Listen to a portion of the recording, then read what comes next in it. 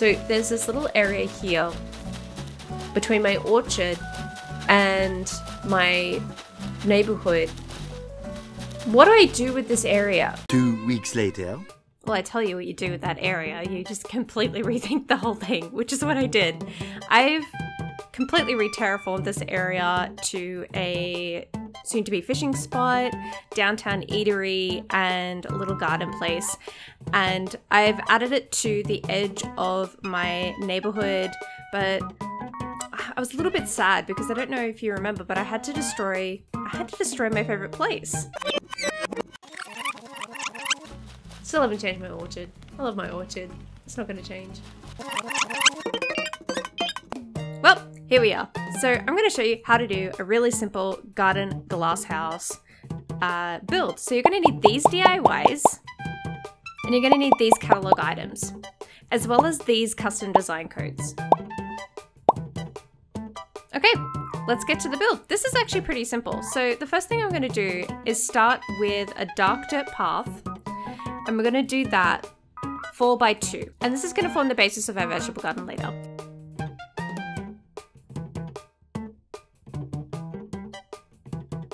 This is the deck that I'm going to put the actual shed on.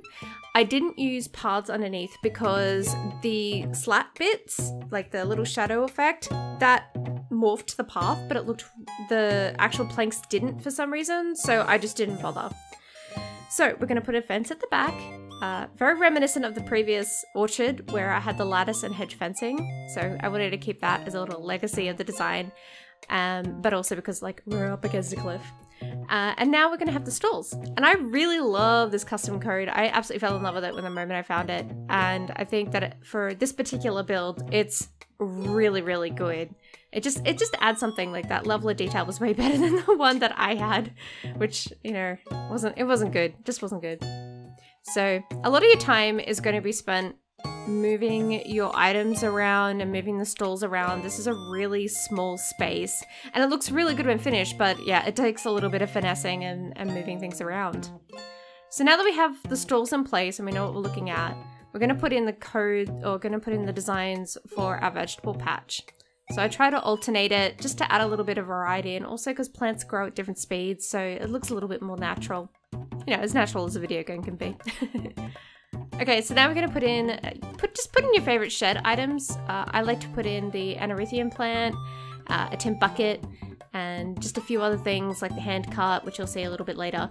Just keep in mind, I like to put down weeds, particularly in these sort of areas, just like a whole bundle of weeds, because I think it looks like, it just looks really good for this particular build, but it does impact your your star rating if you have too many dropped items, even if they're on a stall. So just keep that in mind. If you're struggling for the star rating, that might be it.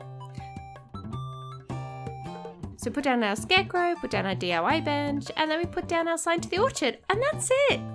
Like, how simple was that? Okay, takes a little bit of time to move things around, but all in all, it's a really simple build and quite a nice use of this space. And it just reminds me of my old orchard, which I destroyed, but I think this is much better.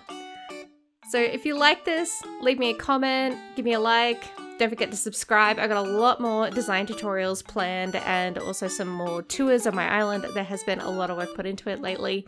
And in my next video, I'm going to do a tour of my house. So look forward to that. That will come very soon. So yeah, hope you guys have a great week and I'll see you in the next video.